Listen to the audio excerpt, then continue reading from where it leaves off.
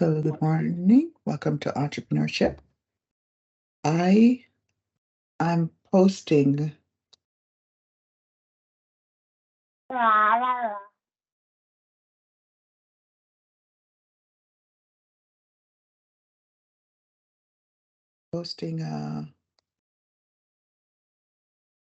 a site in the chat. It's called Handshake. I don't know if you guys are familiar with Handshake. It's a way to network with employers. And if you're in college and you can get hired, you can get internships and so forth. So let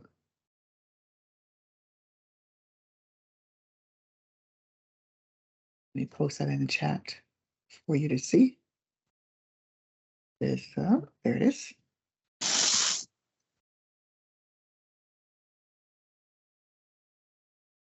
So when you get a moment, just kind of look through it. You sign up, it's free. I'm never going to give you something that you have to pay for. It's free and you actually can get on there and network with different companies and universities globally. And as I said, they post internships, they have career tips, they've got full-fledged employment opportunities. So check that out. Let me know what you think once you check it out. So if there are no questions about last week, we're going to get into this week. This week, let me let you know that it's going to be very financial and analytical. That means there's going to be little room for opinions or anything else. It's going to be very binary. In this country, we have what we call a credit report, and that's what if you have if you want a loan to, you know, a credit card, a loan, if you want to purchase a house, a car, they do what we call a credit report. Do you guys have that in your respective countries? Do you have credit reports or consumer credit reports? I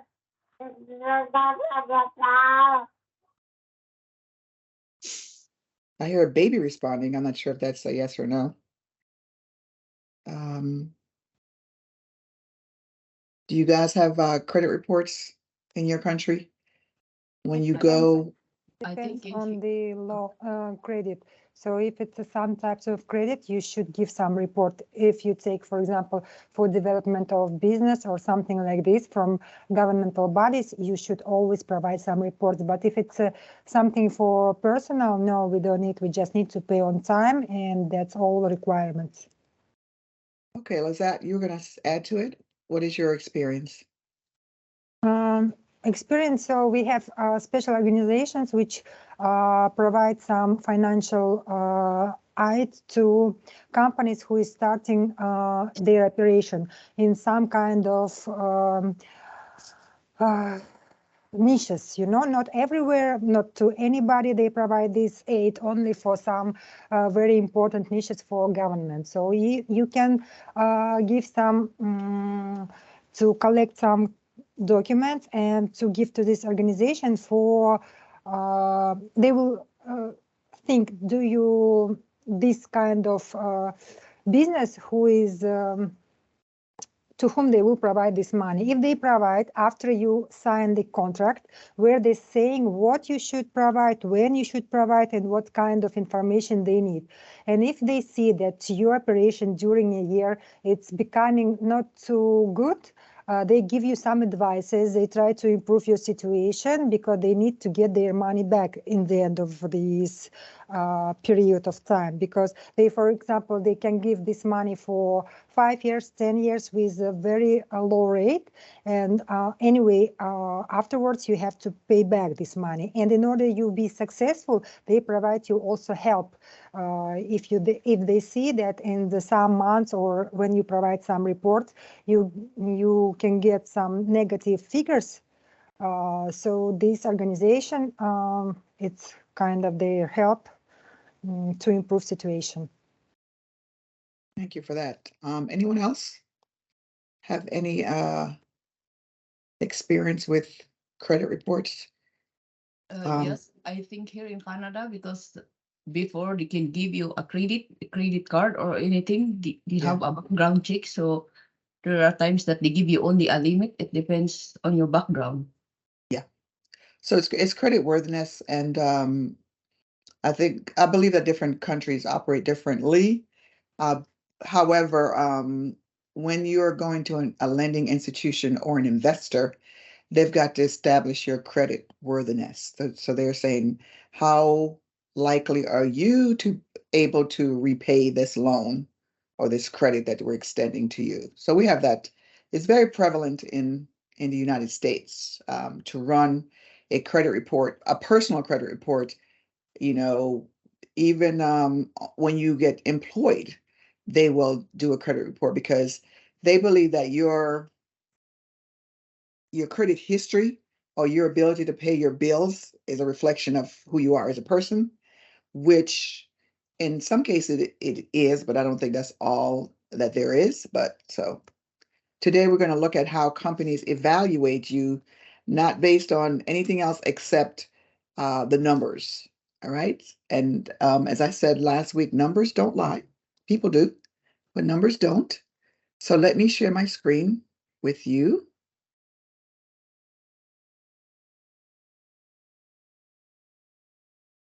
And we will begin. As I said, this lecture is going to be all about um, numbers and ratios and things like that. Very binary, very logical.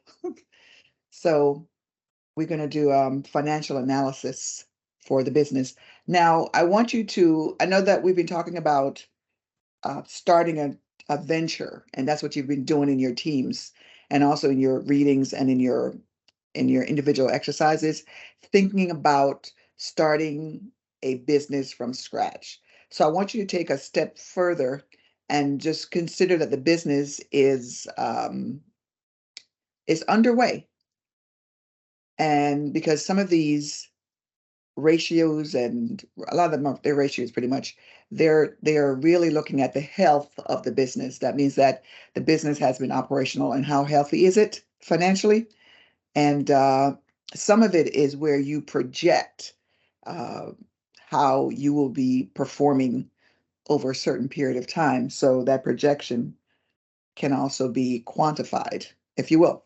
So let's get started. So we're going to understand this concept of hypothesis-driven experimentation. That means that we're going to hypothesize. It's not reality. We're going to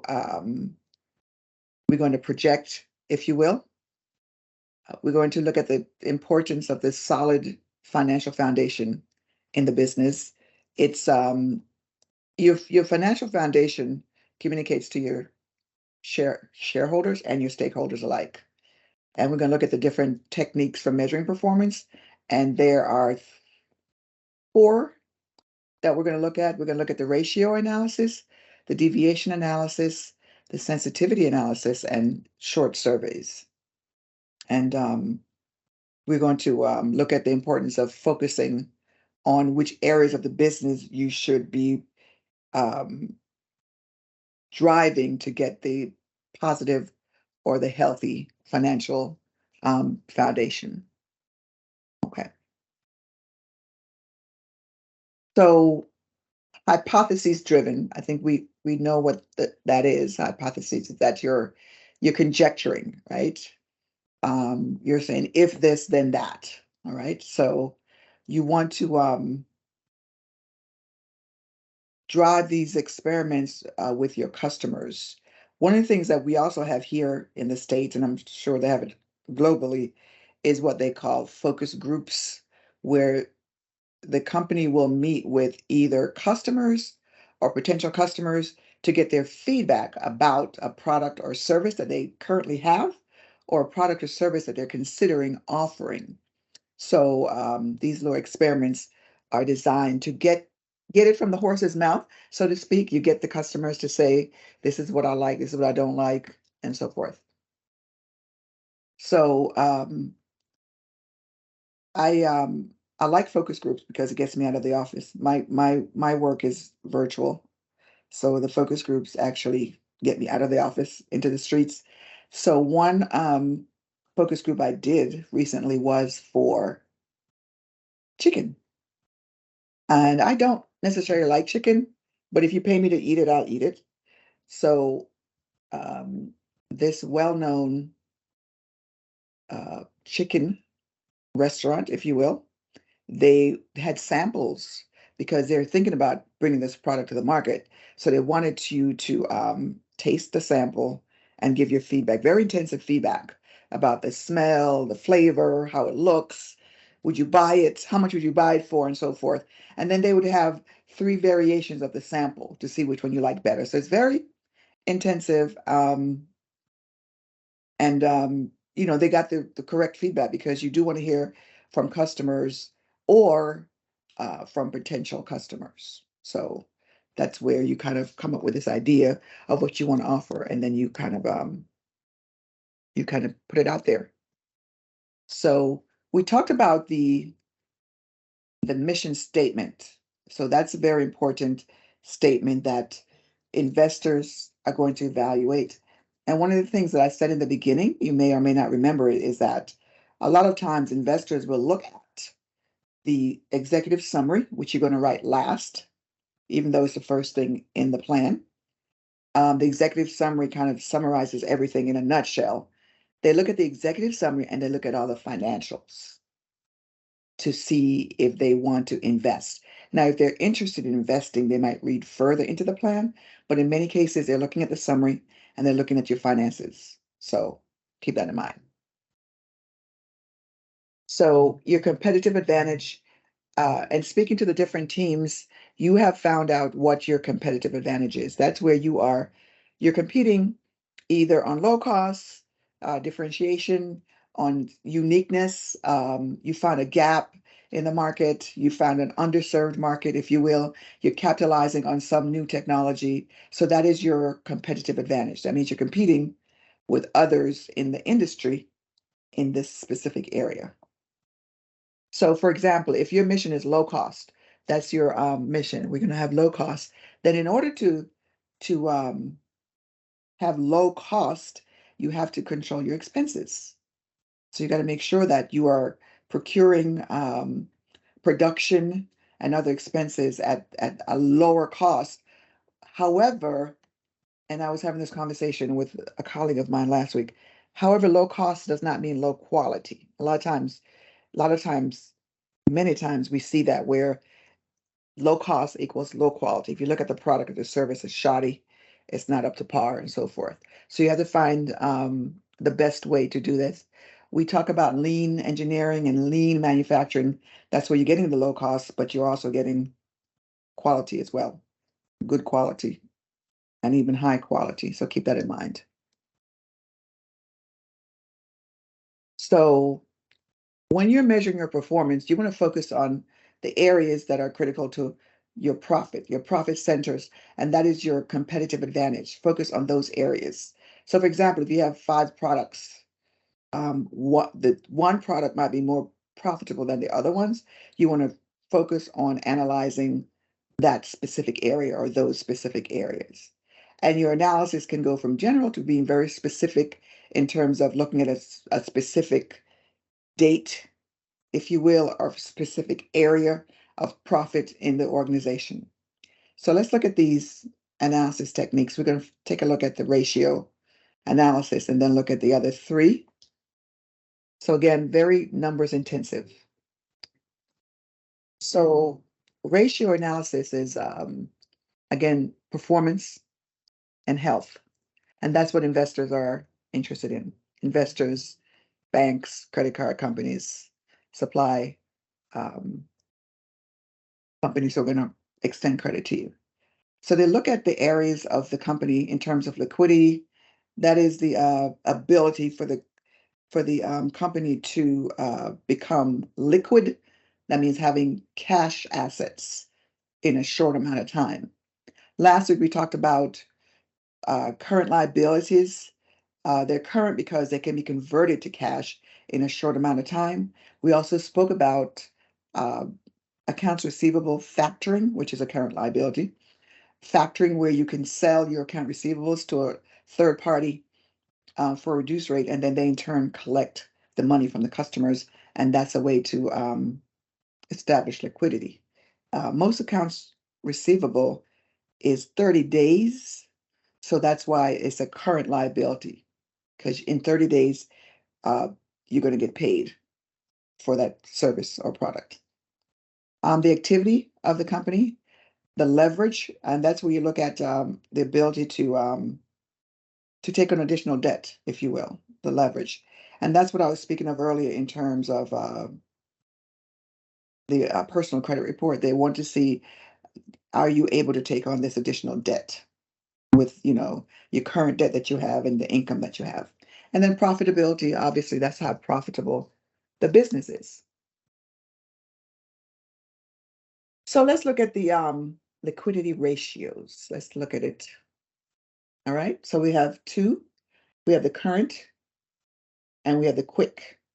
So the current ratio is current assets divided by current liabilities. All right.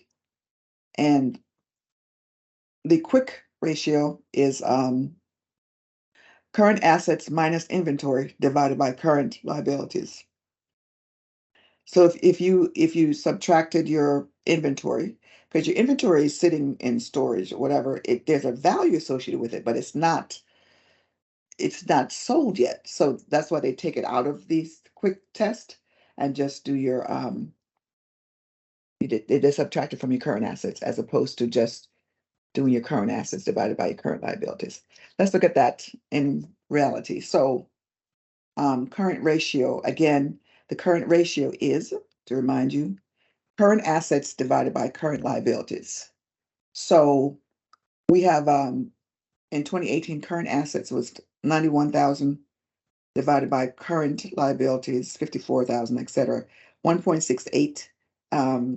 This means that you have almost twice as much, not almost, more than 1.5 times assets than you have liabilities. So in this case, anything over 1 is good. And what you also want to do is what companies will do, investors, banks, etc., they'll look at a trend. So 2018 is 1.68. However, in 2019, we see there's a slight decrease there. All right.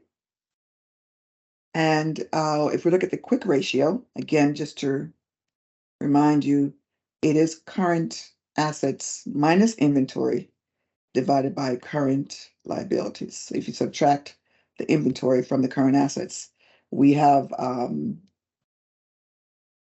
91,400 minus 29,000 divided by 54,500, 1.145 in 2018, 1.079 in 2019. So that's pretty good. That shows me that you can convert to your assets to cash in a short amount of time.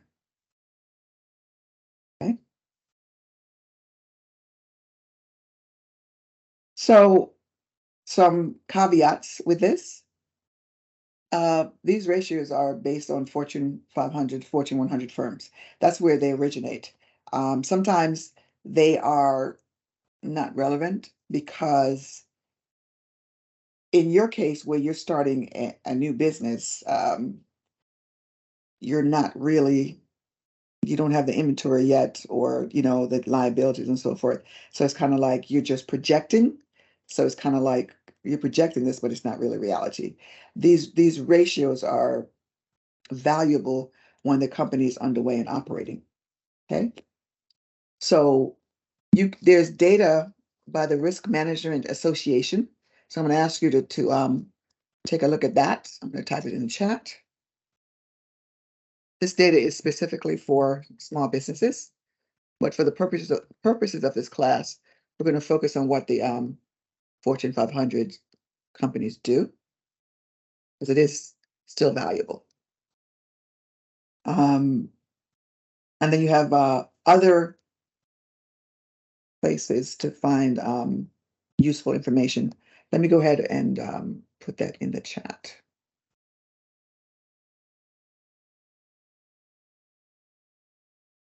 So these are sources for you to research to find helpful information for small businesses.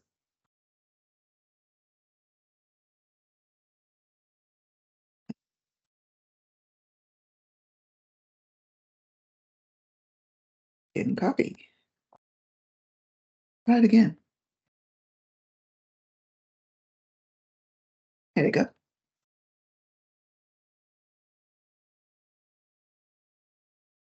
Submergent, Factivia, S&P, Net Advantage, Standard and Poor, OneSource, Research Insight, and BizMiner. All these are different sources that you can find helpful. So when you're doing your financial analysis, you might cite one of these sources in terms of providing you with the right insight to establish and look at the health of your venture. And again, in your case, it's going to be projected because really not in operations yet. So liquidity was the first ratio we looked at. We wanted to see how quickly the company can become liquid. That means cash. And your current liabilities and your inventory, along with your current assets, are establishing these ratios, and they're establishing whether you're liquid or not. So let's take a look at activity within the organization. So specifically, how efficient you are in turning over your inventory, turning over your accounts receivable, and turning over your fixed assets. And we talked about fixed assets being kind of like capital investments, like it could be a building or equipment, things that you purchase once and you pay over time for those assets. So let's look at the activity ratios. Inventory is the cost of goods sold, what it costs for you to be able to sell that good.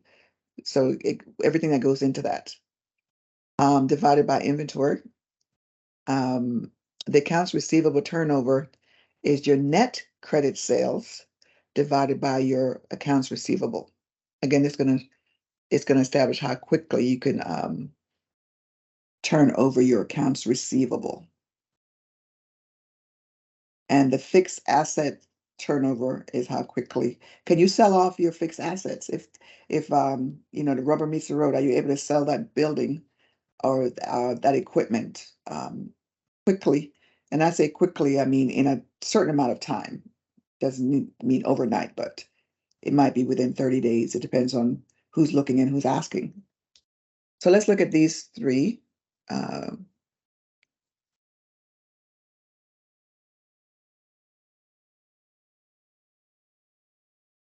this over here so I can peek at it.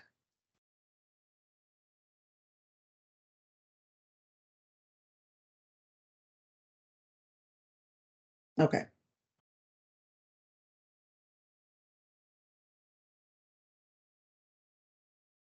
So your inventory turnover is, again, cost of goods sold divided by your inventory. So this is how much that you have in inventory, 29,000, and this is how much it costs to sell that inventory. So it's 1.89.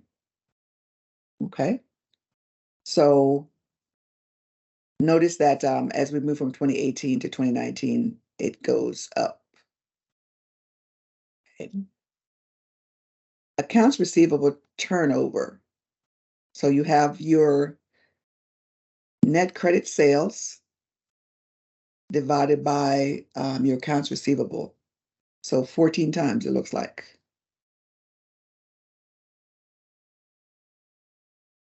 Okay, it's good. Then you have your total asset turnover. You've got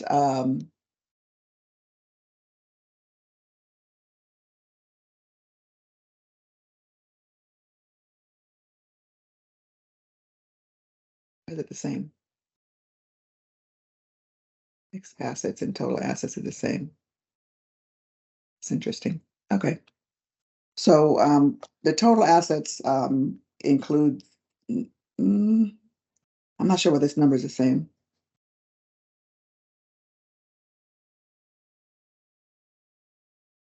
I feel like it should be fixed and it should be total.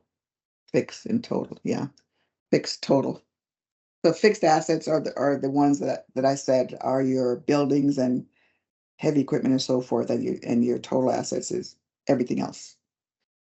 So fixed assets turnover, you have, this should be fixed asset turnover. You have net sales divided by fixed assets. So it's your net sales is like 39% of your fixed assets. And if you think about it, you have your fixed assets in place to make sure that you are driving sales. So you have the equipment to make the product, to sell the product. So this is like 39%. It's okay. So this is fixed, and then total assets. This makes more sense. You have 243,000 divided by 430,000, which is 0.55. And then from 2018 to 2019, you notice that there is an increase in the fixed asset turnover as well as the total asset turnover.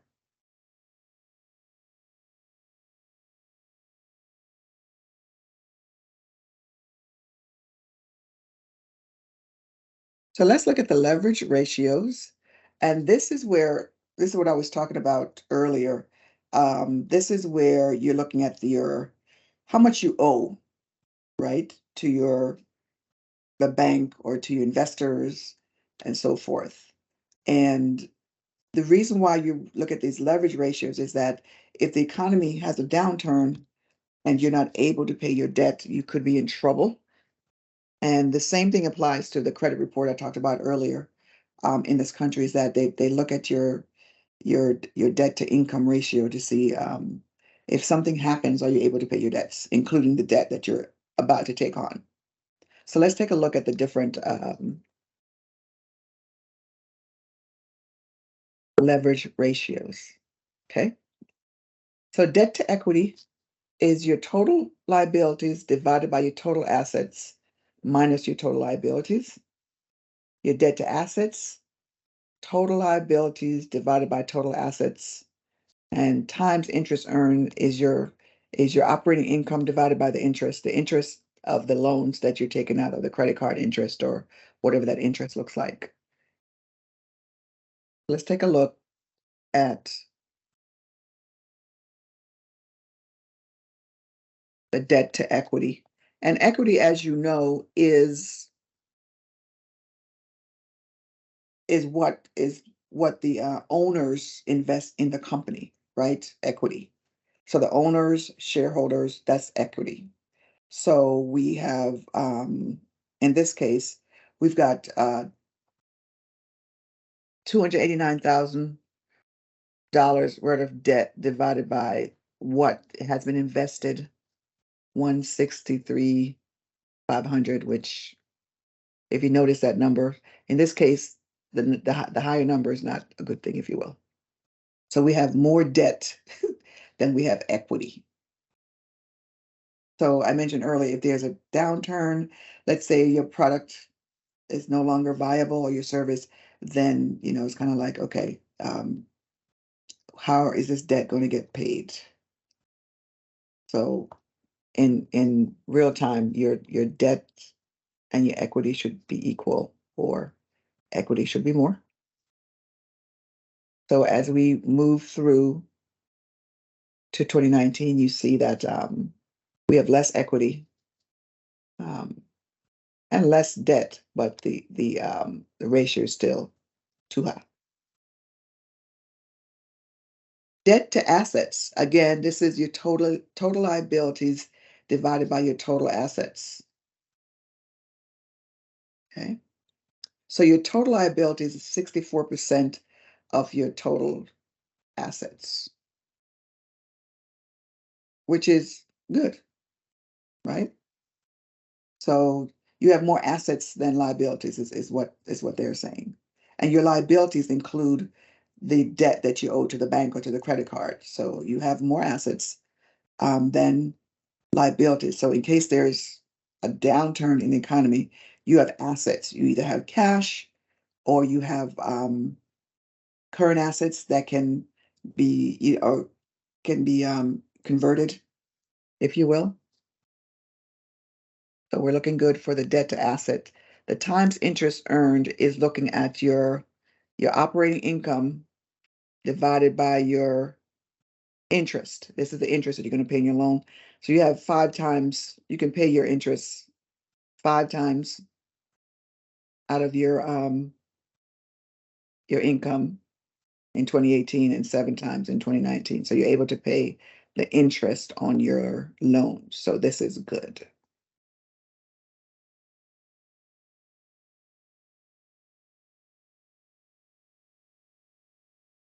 This is profitability. This is where, and the other ratios we looked at might be more applicable to you once you're in business and the business is in operation. This is what investors can look at. This is going to be more meaningful to them. So they want to make sure that you're able to make economic rents over and above your cost. And the rent, if you remember a few weeks ago, we talked about if, for example, economic rent is, let's say you're a plumber and you get paid $100 an hour. Excuse me, the market allows $100 an hour for plumbers. However, you're in a union, and because you're in a union, you can charge $120 and get that. So the $20 is economic rent. That means it's over above what the market bears. So let's take a look at these ratios. Gross profit margin, operating profit margin, net profit margin, return on assets, and return on equity. Let's take a look at what these look like. So we have the gross profit margin is the gross profit divided by the net sales. So what's the gross profit? Not net profit, but gross profit.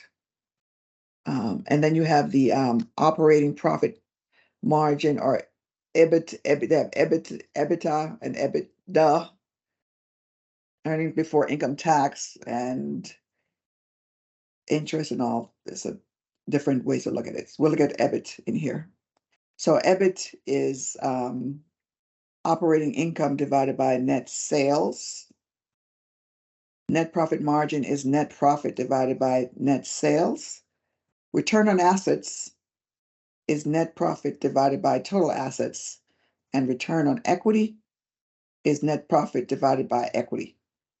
And your equity is total assets minus total liabilities. That's what your equity is. So let's take a look at what this looks like.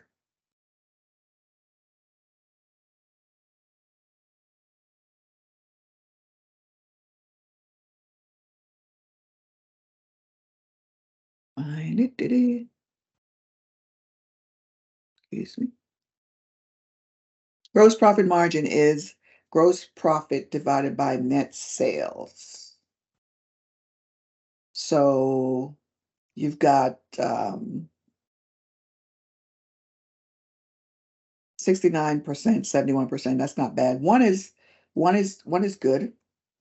So this is not bad. Your gross profit margin, again, which is gross profit. So you made $120,000 and you sold 174. But remember that earnings is gross, and it's not, taxes haven't been taken out of it, or interest or things like that. All right. You're trending in the right direction for 2 years. The operating profit margin is the operating income divided by the net sales. So you've got 37%.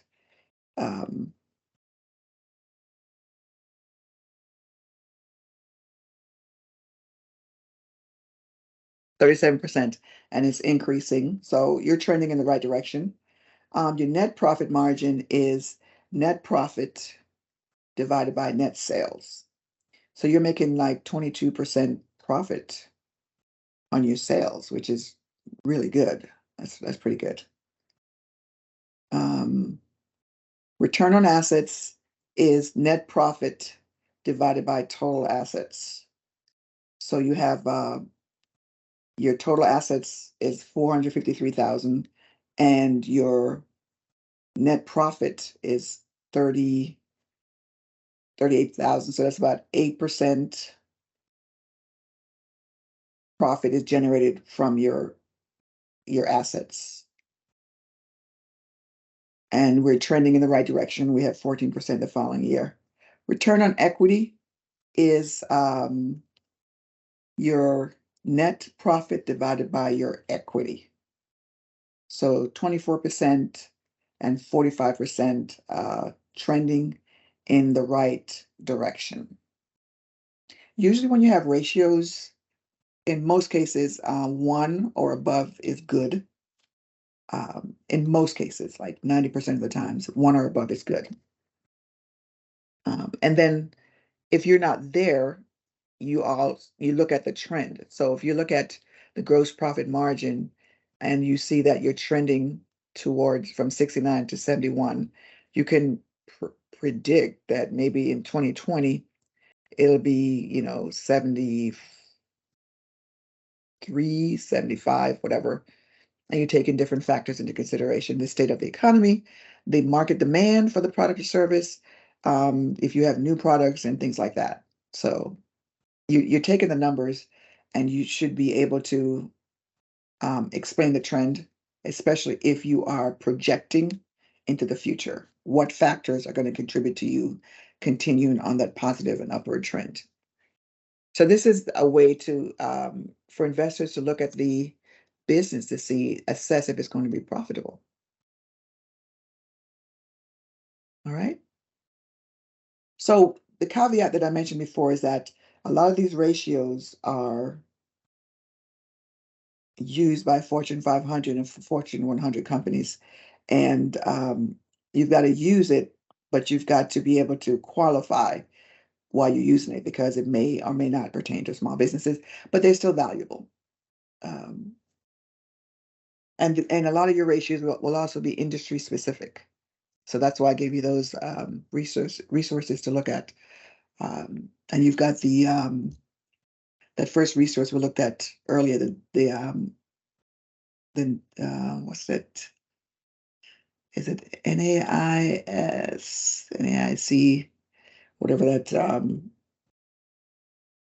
establishment is that breaks down your inventory, and you can look at your competition and so forth. So the similarities and differences is that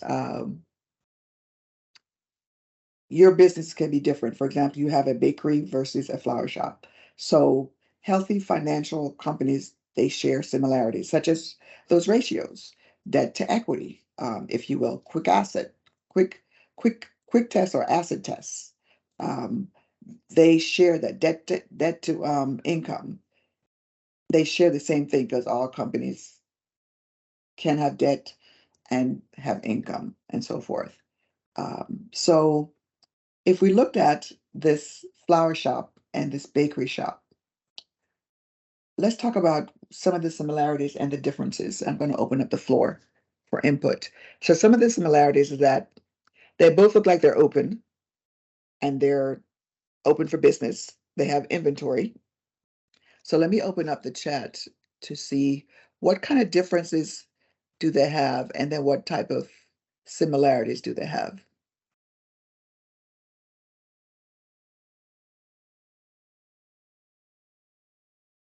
Okay, Elena, I see your question.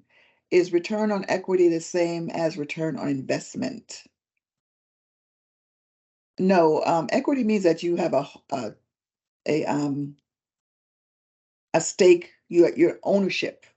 For investment, I can invest in the company, I may not have any ownership. So that's the difference.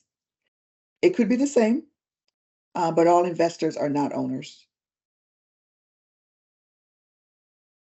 Okay. So I'm going to do a little word cloud. I love word clouds. First, we'll look at the similarities between the businesses, and then we'll look at the differences. And if we look at similarities, we can talk about what type of financial tool we can use with them. So as you're thinking, let me create this poll. It's going to be a word cloud. What are the similarities between the businesses?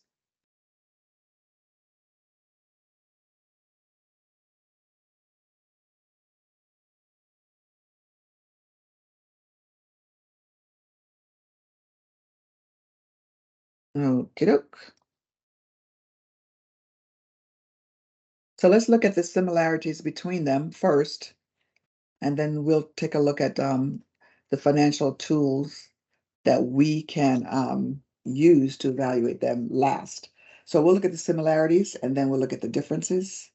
So one of the similarities that I said was they have inventory. Can anyone think of any other similarity? I put my inventory in here.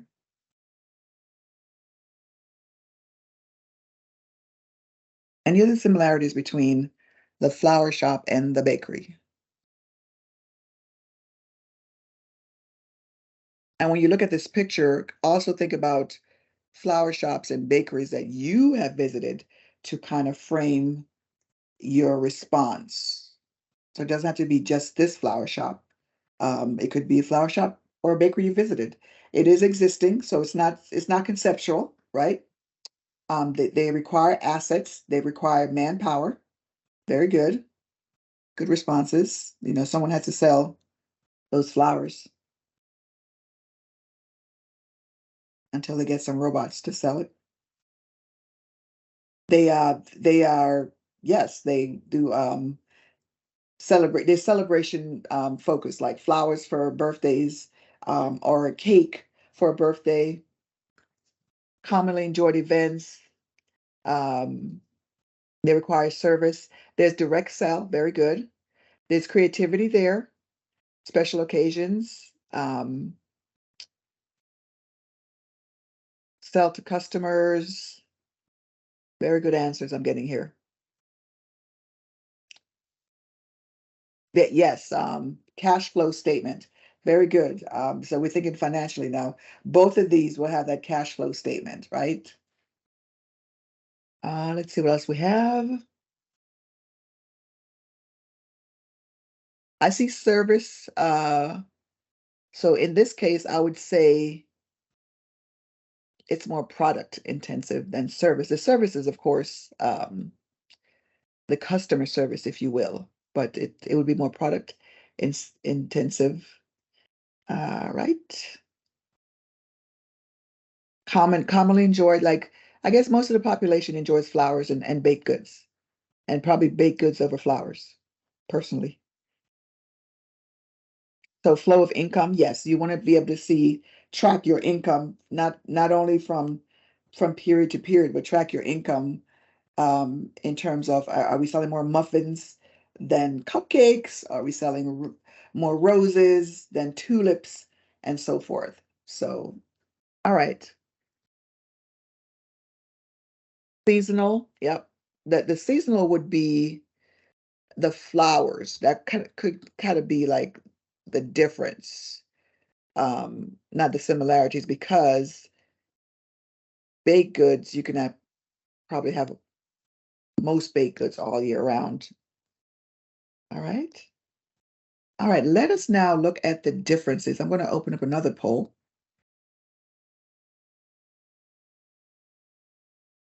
And let's take a look at the differences.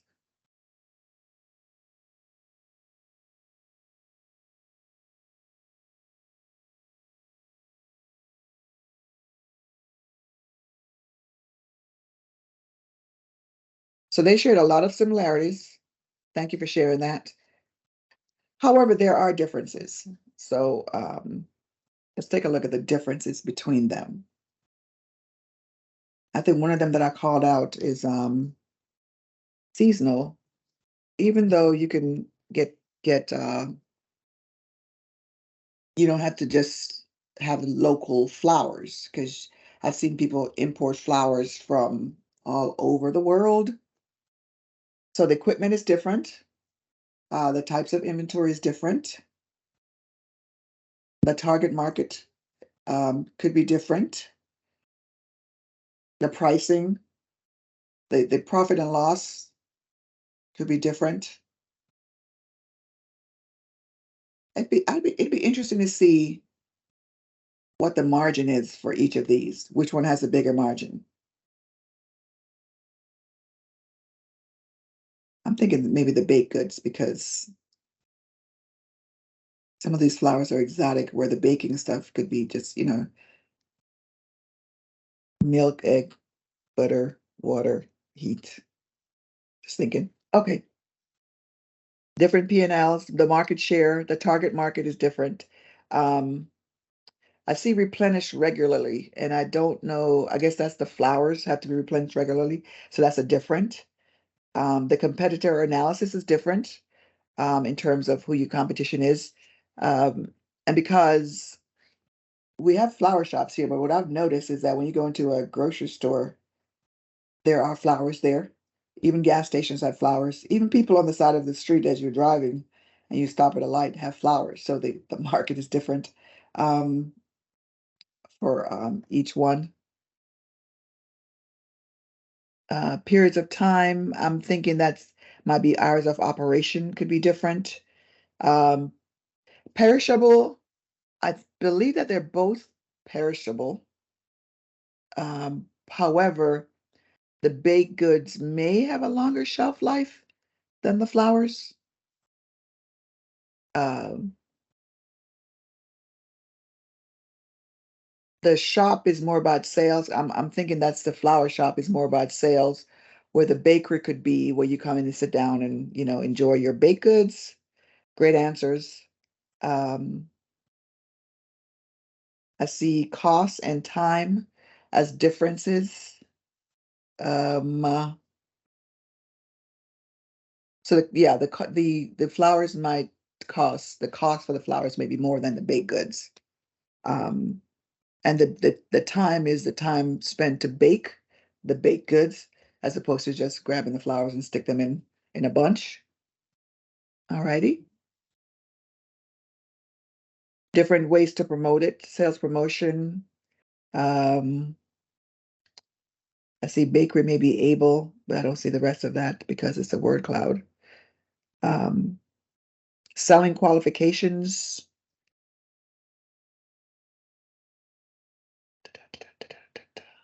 Okay, great answers, great answers. So let's take a look at um, getting some more answers coming in. Utilization of inventory is different. The analysis at the end is different.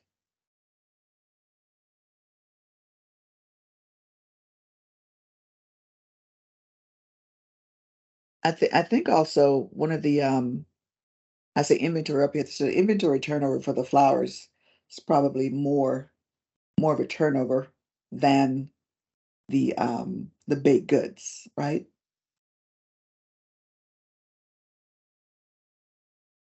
Okay.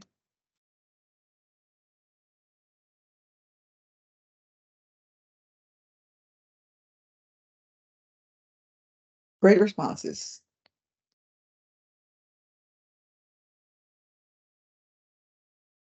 So let's do this. All right, I'm going to stop the poll. Thank you for your responses. Let's return to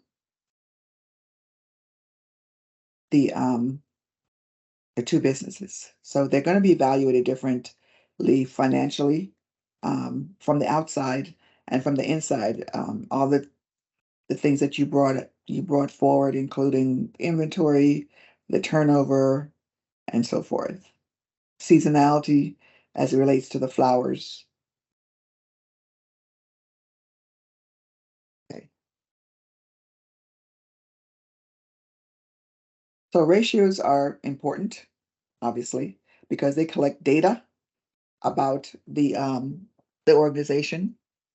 So they're recommending that you want to use 1 or 2 ratios from each category. You don't have to use them all, especially in your presentation. You may use 1 or 2. And in your case, you're going to be projecting because you're not a business is in operation. That's in operation, unless you know something I don't. Okay. So good data collection means that you have your finger on the pulse of the business and you want to interpret the data over time. It's not just one and done. You're looking at a trend, see how you're trending, and see what you can do to reverse the trend or to propel the trend forward. You also want to compare your ratios to other companies in your industry, right? You want to compare apples to apples. So you're not just comparing automobiles to flower shops. It's apples to apples. You're comparing same industry, maybe same customer base, location also comes to bear. So make sure that when you're comparing apples to apples.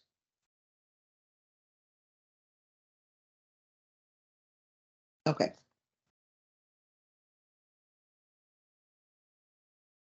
Let's take a look at deviation analysis. So we're looking at when there's a change, for example, your inventory, if there's a change in your inventory, like let's say you have you had 100 flowers and now you have 50. So there's a 50, there's a 50 count change in your flowers, but there's also a 50% change. Okay. So let's take a look at how you do deviation analysis. Really simple, if you think about it. So we looked at the different ratios. The current ratio, and just to refresh you and refresh myself, current ratio is current assets over current liabilities. Let me just make sure I'm telling you the truth. 1 second here. Yes, current assets divided by current liabilities. So you have 1.147 in 2018 and 1.079 in 2019.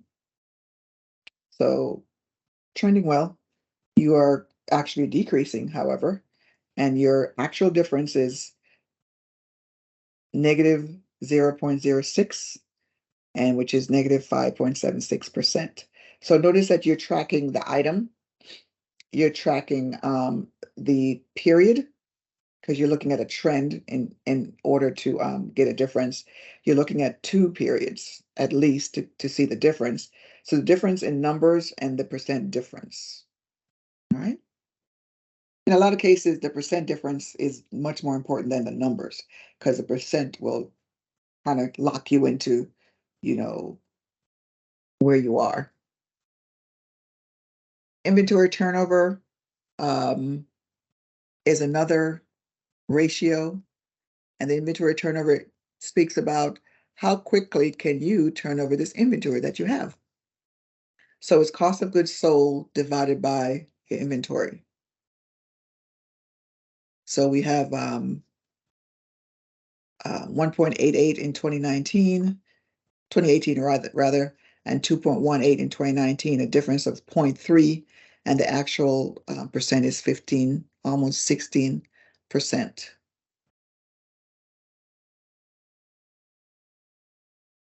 What would be good also to complete the picture is to put the actual numbers in, but that's just me.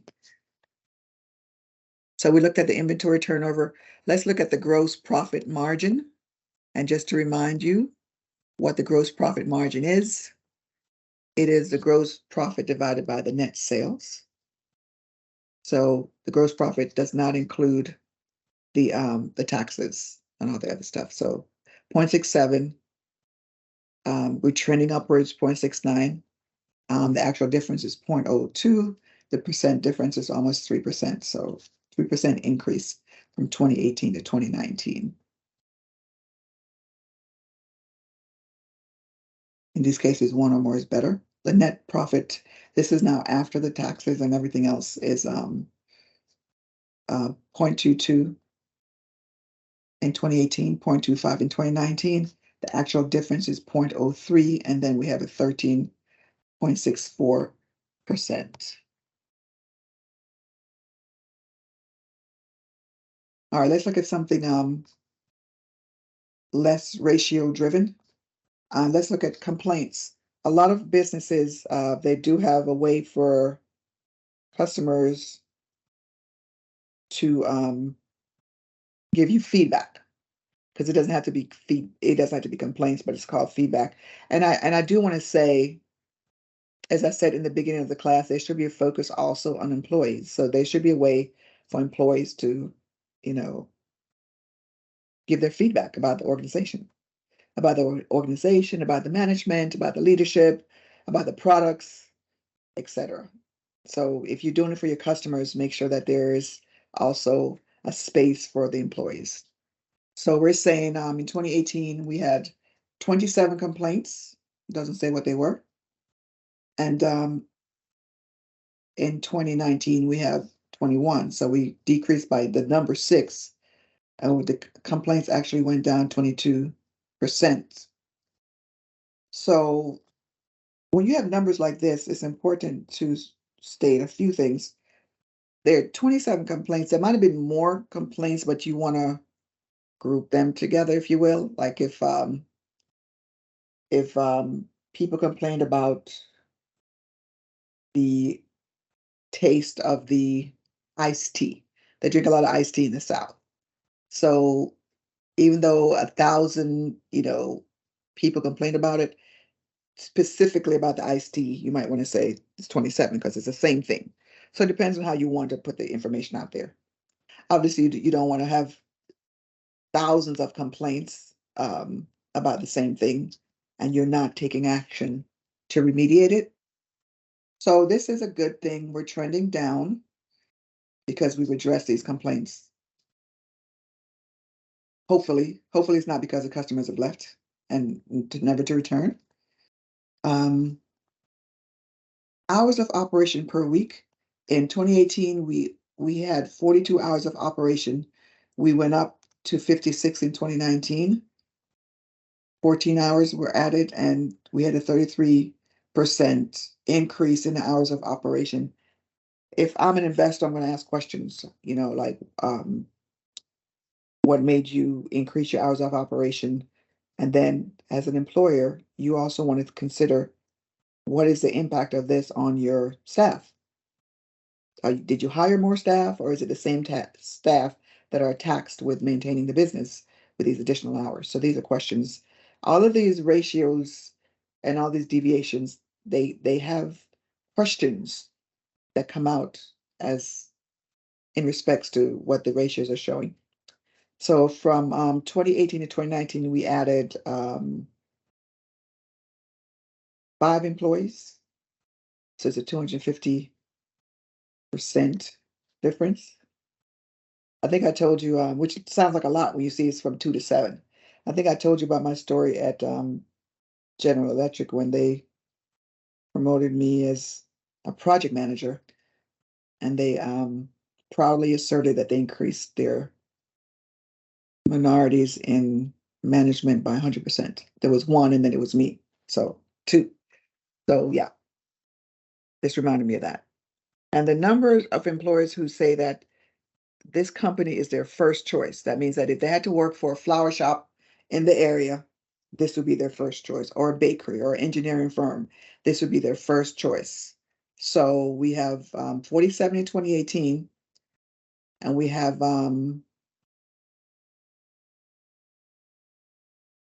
that's interesting.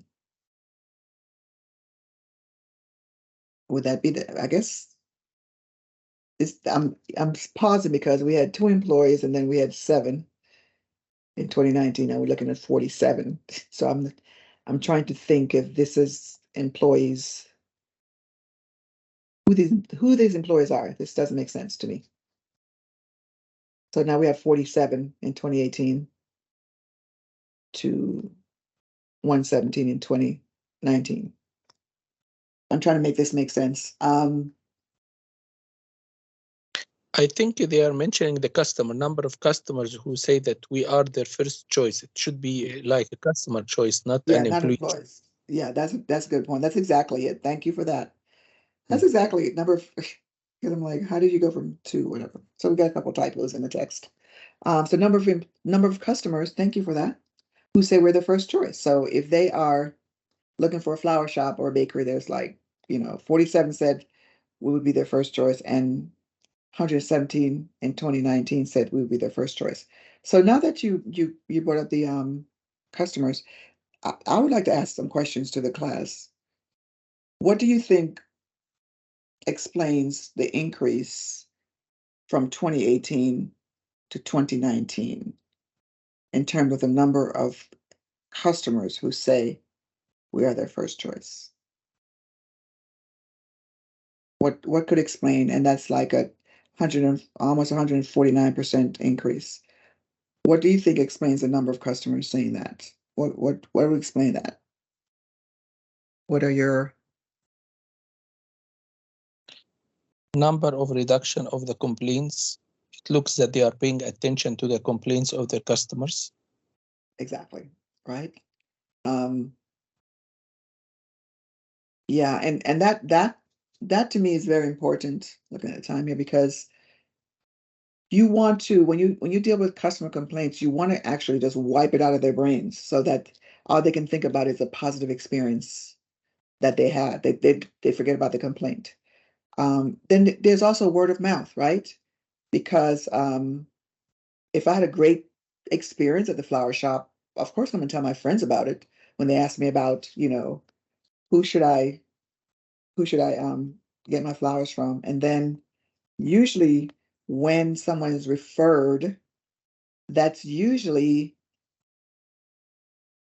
where the company will go over and above with that person because they were referred. So they want to make a good impression.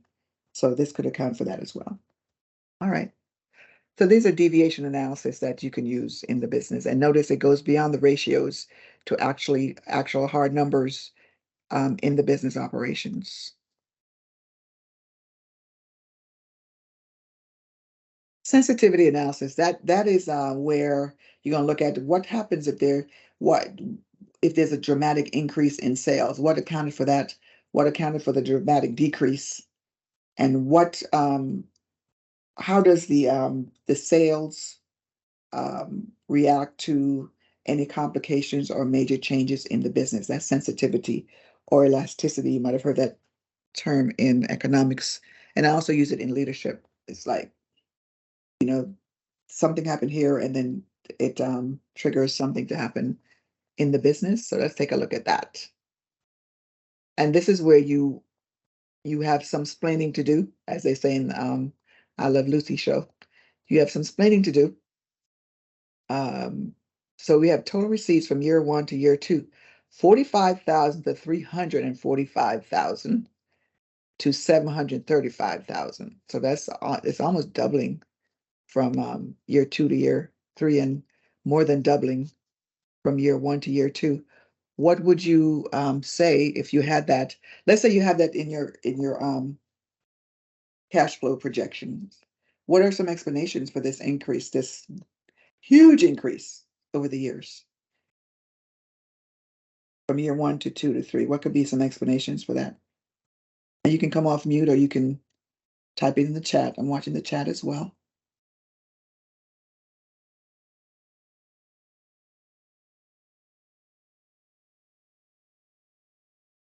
What type of business this one?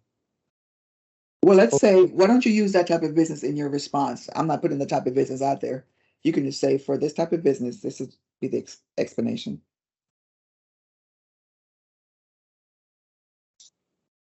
Could be service contracts. Service contracts, right? SLAs, right? Good answer. Any other answers? Comments?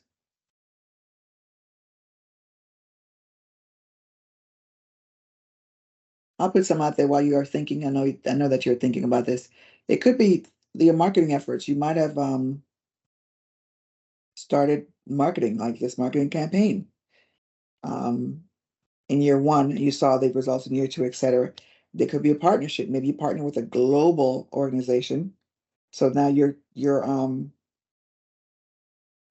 have the opportunity to have their customers buy your products and services and so forth. Any other thoughts about this? The huge increase. This is something that you want to see in your business.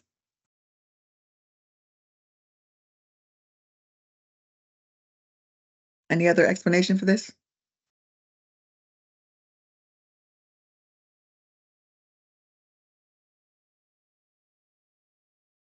All right, let's move on to disbursements. Now remember that, receipts are great, but remember that you have to take out your disbursements out of that because you have expenses. Yes, Mohammed. No, I just wanted to say that I think equity investment as well. I think he paid but total receipt is not related to the equity. Sorry, the equity investment. Sorry, something else. Yes, that is absolutely correct. Yes. So you have your disbursements. If you notice in year one, you had 146,000, which is more than what you brought in. To Mohammed's point, there was a $200,000 cash injection in the company, but still you had a net cash flow. The net cash flow is not about the equity investment. It is the receipts minus the total disbursement. So keep that in mind. And the ending balance is 98,000. All right. Let's look at the beginning balance. The first year, obviously, we had no beginning balance, but we had our year two increase to 98,000. Year three increase to 128. We had a one-time cash injection over 3 years, which was in year one. So we don't have it following through to year two and three. We started off with a negative cash flow, but then we got into the black in year two and we increased in year three. And that our ending balance is also increasing. So this looks like, and again, this is projected. This is not actual. So if you have this, you have to explain that. So in your presentation for your business plan, and you have your cash flow projected, you want to explain the differences between year one, year two, year three. I think we said 6 months. If you want to do 6 months or 60 years, that's totally up to you. But 6 periods, you want to explain why they are moving in the direction that they're moving in. Okay. So let's look at 50% increase in sale. So we talked about that a little bit, I believe already, that there was an increase in sale from year one to year two to year three. Usually there is a negative cash flow in the beginning. That's not abnormal. So that's not going to raise any suspicions. We do have a lot of expenditures because we're starting up. And we also have the equity investment. Usually you see that in the startup or when there's you want some kind of intervention, then there'll be a cash injection from the owners.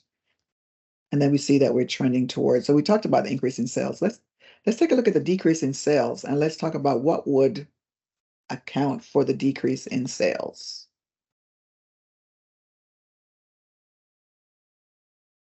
It's a 50% decrease in sales. So we see that we had 118 in year one, but we're down to 93 in year two, and then we're climbing back up to 121. What do you think would explain the decrease in the in that cash flow?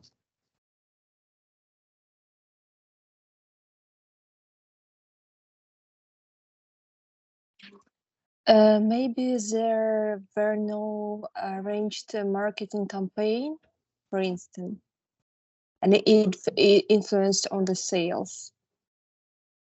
Okay, that's a good point. Anyone else? Maybe I'm thinking year 2 is during that COVID, so the cash flow decreases. Yeah. So these are market downturns, right? And during COVID, a lot of companies had, the decrease, but a lot of them were able to pivot and, think of doing other things or virtualizing their business and so forth. All right. So again, when you present your cash flow statement in your business plan, you must account for any changes, if you will, or if it doesn't change, you have to account for that as well. So be able to explain that in your plan. Can I ask something? Yes. Can you go back to the previous? Yes, where it is seen here that the 50% decrease in sales. I mean, in which numbers? It's going from the projected. So I need to compare between. Okay. Yeah. Okay. So okay. Thank you. You're welcome. So short surveys is I talked about that in the beginning, like these surveys, focus groups where you gather information about the business. A lot of times, and I don't know if you have this in your country, when you get your receipt from the establishment, there'll be an email or a number or a website to go to give your feedback on the service you got. And then they also sweeten it by saying that you can enter to win, a gift card or, whatever. Do you guys have that on your receipts in your different countries? Yes, we have here. That's what, Canada? Yes. Okay, yeah. Anybody else have it as a practice in your country of residence?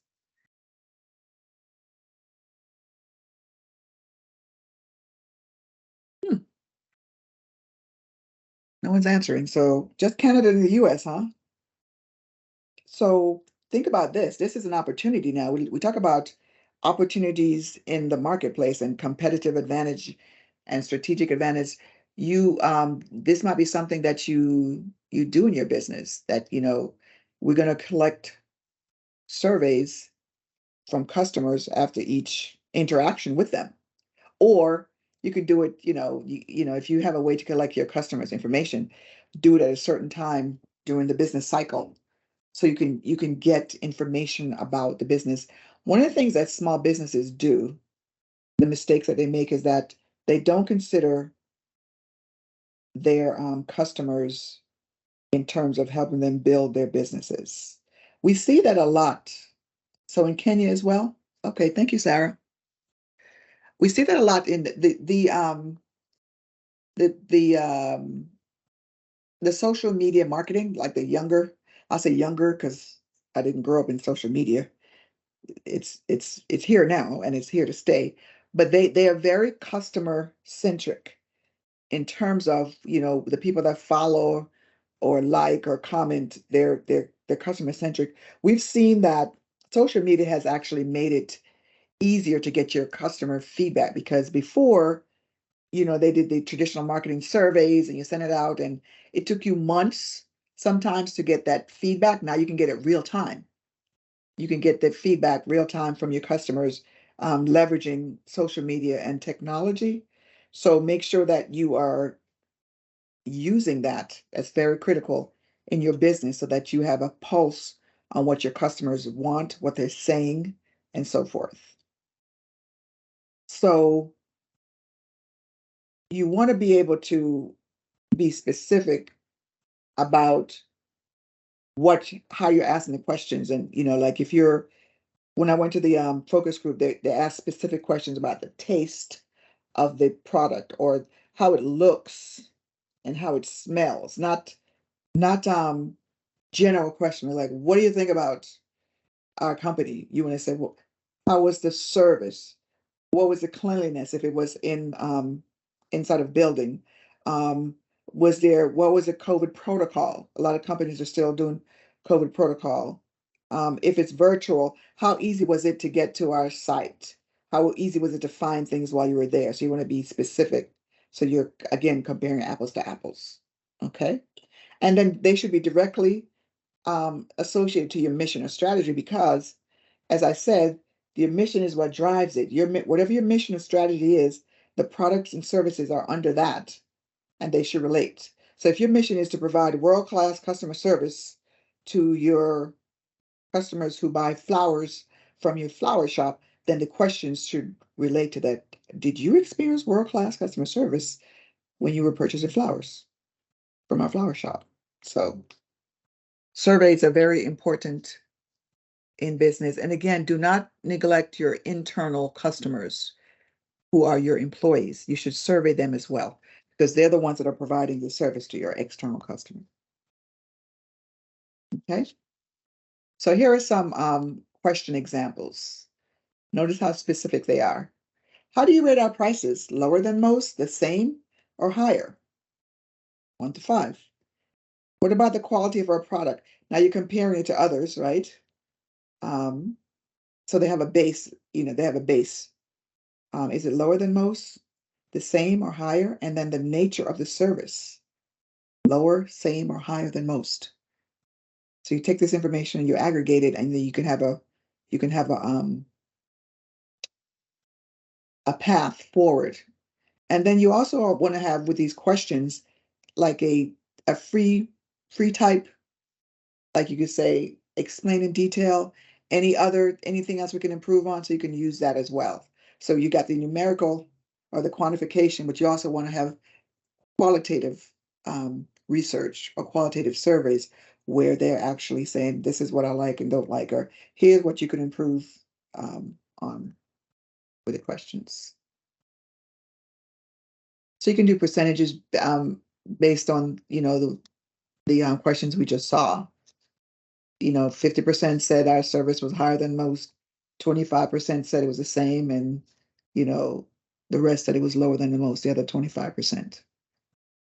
And that gives you a path to proceed to follow on, if you will. So you tabulate them. You can also do regression analysis, which is where you are looking at the past and see if the pattern, if there's an established pattern, if you will. You can also if you do cross tabulation, you can add other factors to this, where you add, the specific product, if you will, or the time of the year, or you can do it across countries, time of the day when they had the service. Was it morning? Do you have better service in the morning versus in the evening? So you have a lot of data points that you can use to get very specific about the survey.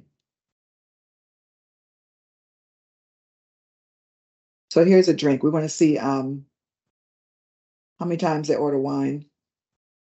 So 35% of the time they order it with a meat dish, and 25% of the time they order it with a a salad, and coffee,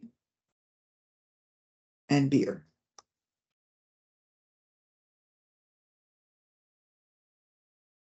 So if you say, okay, so when people eat meat, they like to drink beer more so than wine. So then there's a decision to be made around this. Or if you might say, let's if you want to increase it, just have beer specials. Or if you want to increase wine, you can have wine specials. If you buy a glass, you get a glass, or wine tasting, because maybe people are not educated about wine, so they don't order wine. So these are, again, path forward. So you can see, you can make decisions.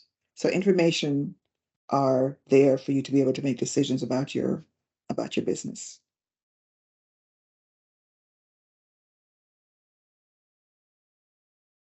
So why should you have a measurement focus? You want to look at the part of your business that's standard. Like if you're a restaurant, you're going to have tables and chairs and utensils and service and so forth and so on. But then you want to look at potential advantages where the business tries to differentiate itself. And each of your groups have differentiated yourself in terms of how you offer this product or service differently than what the market does. So that you have the standard, which you want to make sure that you max out on the standard. You know, what people expect, that's there established. It's kind of like your fixed assets. You know, if you have an office, you have a chair, table, computer, etc. The standard is what you want to have for your business. And then you want to look at potential aspects where you can actually leverage and differentiate yourself. Again, focus on where you provide competitive advantage. Okay.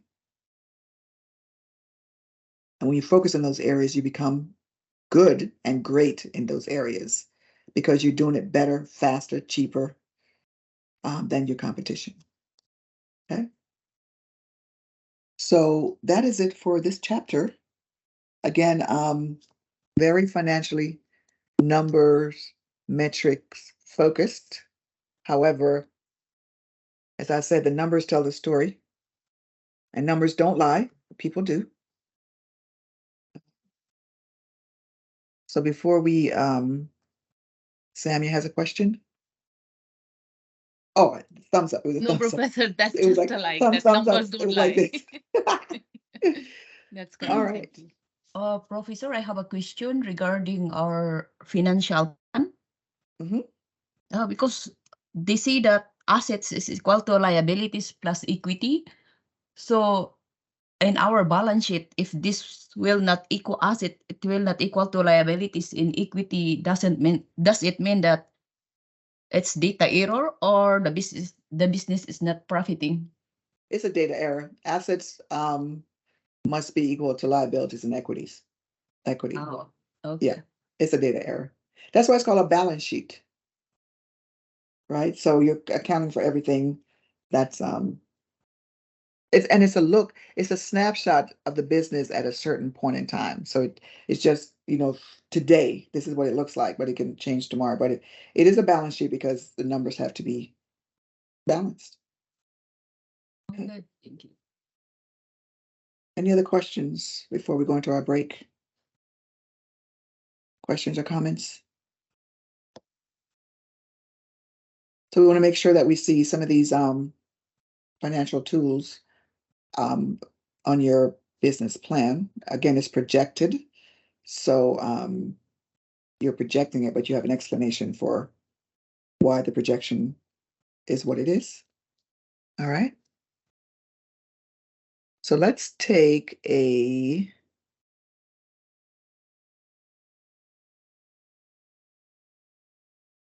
10 or 15 minutes break.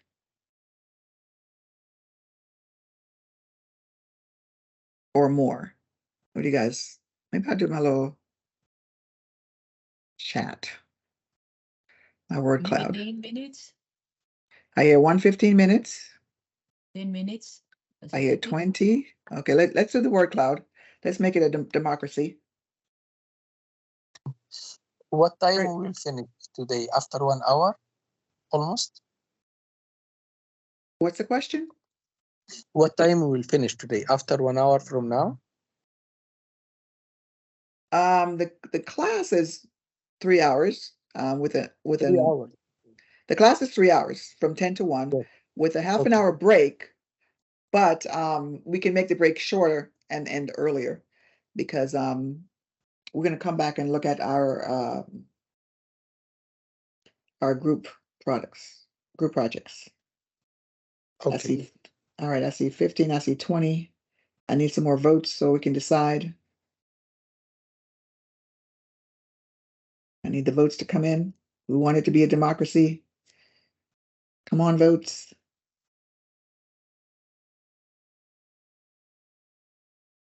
Need about 5 more people to vote.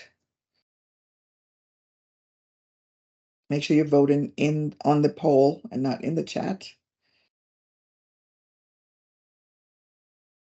I need 2 more people to vote and then we can close the polls. 1 more person.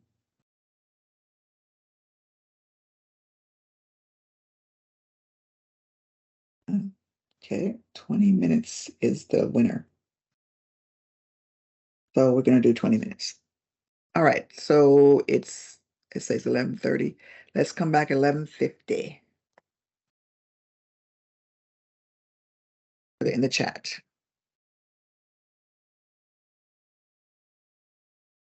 Okie doke.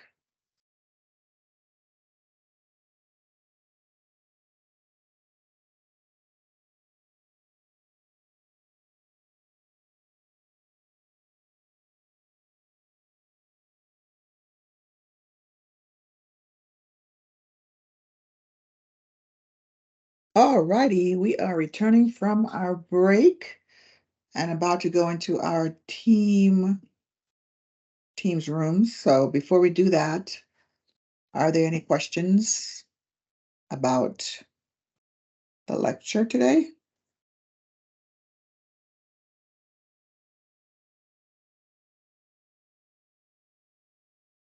Yes, Professor. Okay. Hello, can you hear me? Yes, I can. Yeah. I was supposed to add to the presentation some metrics and ratios. Mhm. Okay. Is that a Thank you. question? That was the question. Oh, okay. I thought it was a statement. no. Okay. So let me just post in the chat. Let me just show you what we're looking at doing, just so you know. Again, we're following everything that was laid out at the beginning of the class. We're not deviating in terms of what that looks like in the team rooms on Sundays. So let's go to sharing. So this is what's on the business development questions in the is in Moodle, as well as at the end of the chapter that we just went over. So the first question is that you're going to discuss in your rooms. Throughout the chapter, you have completed a variety of financial exercises related to your business. Which would be most useful to track on a weekly basis? And then which would you follow monthly or quarterly? So 3 different time periods. And then the third question is what is the industry you wish to compare your performance with in order to judge how you're doing? Because remember, you want to compare apples to apples, right? So I will post these in your rooms as well. But I know some of you are a step ahead and you already have it on your whiteboard and other places. So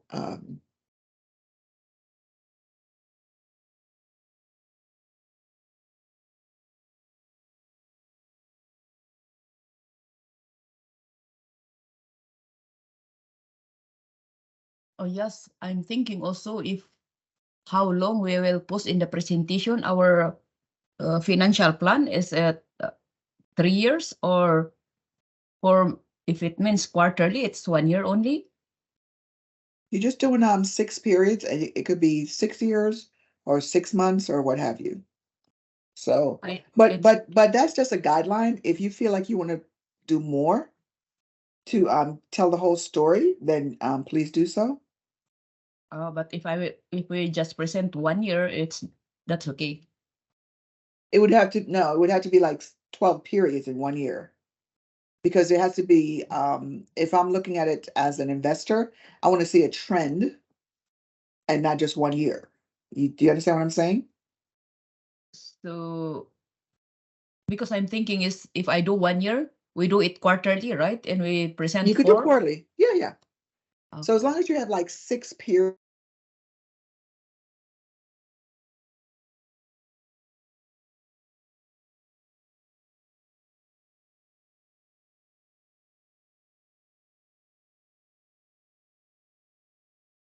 Oh, what happened to her? I don't know. I was thinking it's a problem with my internet. I think it's stuck.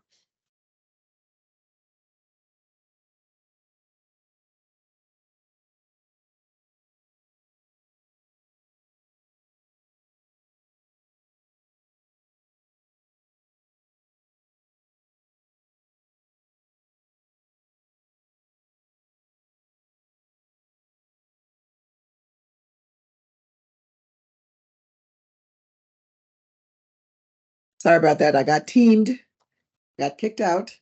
So, so my response, I don't know if you heard it, is that as long as you have 6 periods on your financial story, if you will, 6 months, 6 quarters, 6 years, that is sufficient. Does that make sense? Okay. Yeah, the 6 periods, because you want to tell a story, right? You want to say over these 6 periods, this is what the business looks like. So I can see, and that's a very generous trend to look at. So you can see if it's going up and down, if it's, staying the same and so forth. All right. All right. Thank you very much. You're welcome. Any other questions? All right. If not, I'm going to open up the rooms. So you'll be going to your individual rooms to discuss the questions from the chapter.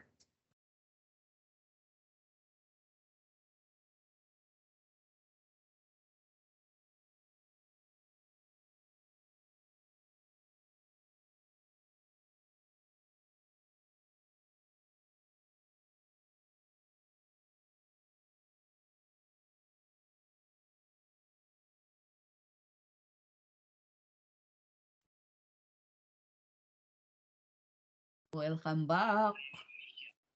We're back. Welcome back indeed. So, are there any questions about your team activity today? Did you guys get some headway in terms of which financials to include in your business plan? Yes, for sure. We had a nice discussion and really moving forward with that. Thank you. Excellent, excellent. Anyone else?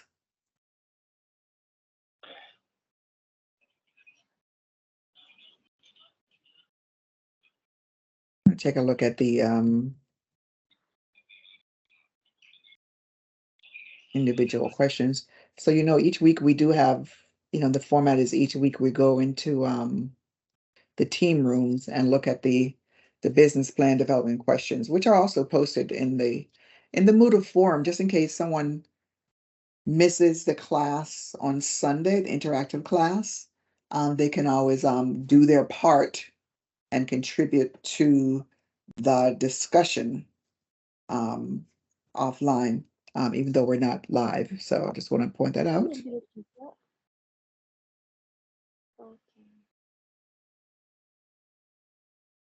Was there a question or comment?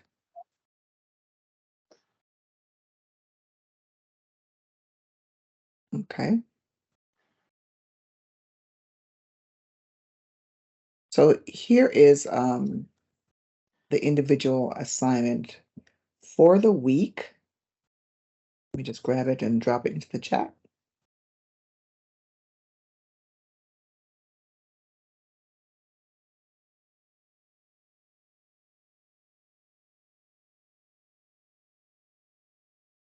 Am I freezing? No, you're No. not. Okay. It's probably the connection, the Wi-Fi that you have over there, Daniel. I did get kicked off earlier, so I can see why you asked that question. So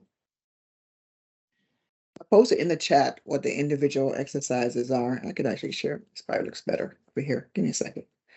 Let me share it on the screen. This probably looks better.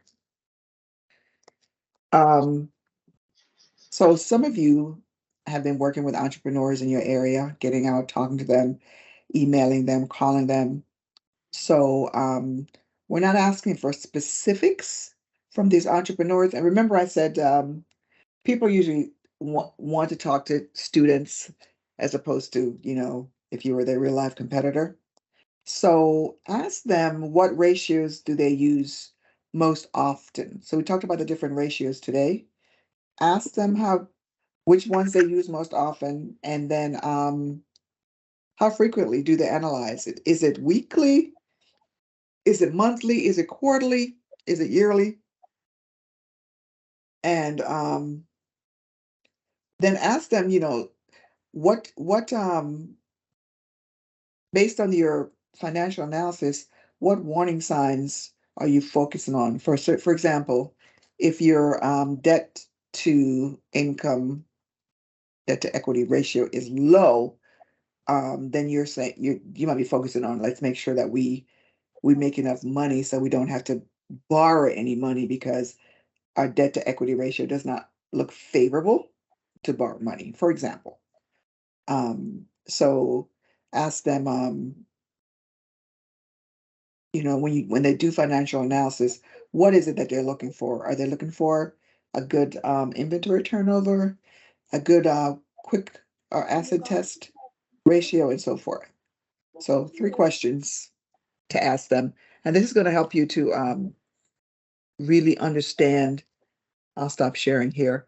Really understand these ratios and see them, because there's one thing to read it in the text and to for me to lecture on it, but when you get real live experience, that's when you can make the application from knowledge to experience. So find out from them what they use, what they're looking for, and if there's anything they actually can identify, or anything that they focus on when they do the analysis. Kan ada satu orang tiba-tiba ngomong begini, we have class. Kayak kita lagi diskusi panjang banget di grup WA kan, kayak mau meeting jam berapa gitu. Danny, I'm thinking you're not talking to me, so I'm going to mute you. I think you're talking to someone else, because I don't speak anything except English and a little bit of French.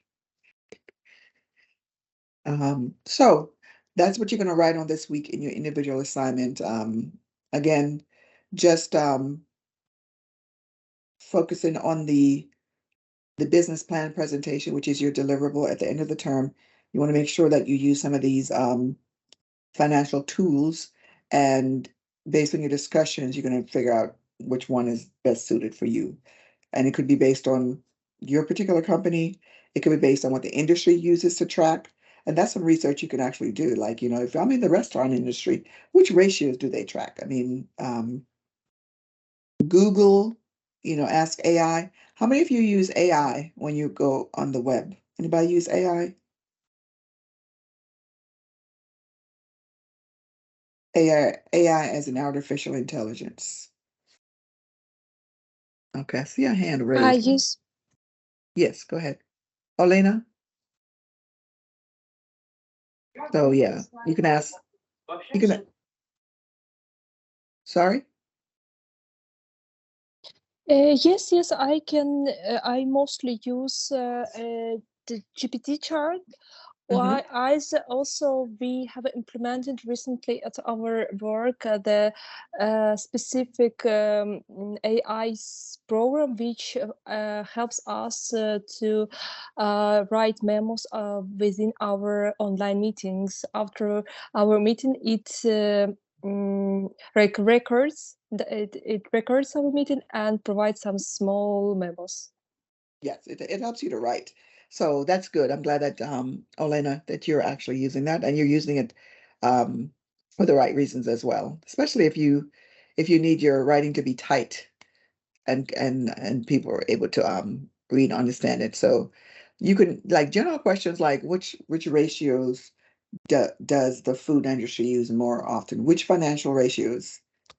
Let me put it in the chat. Realize that. Like, ask AI. Now we're going to break after this, just so you know. Which financial ratios does the food industry use most often? If you're in the food industry, obviously, if you're in another industry, you might want to do that as well. Okay. So are you asking a question? Because you're on mute, sir?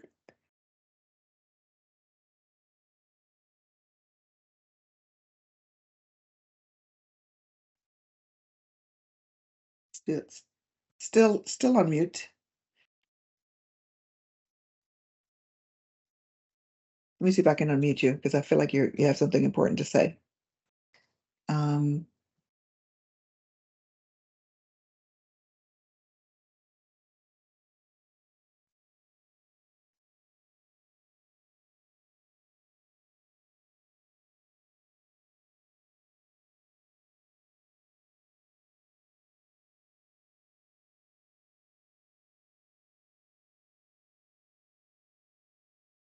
Okay, wasn't sure if that was by accident or not.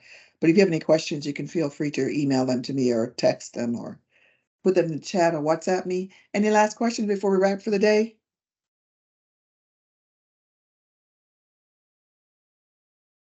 And I owe you 5 minutes because we only took a 20-minute break. So I do owe you 5 minutes.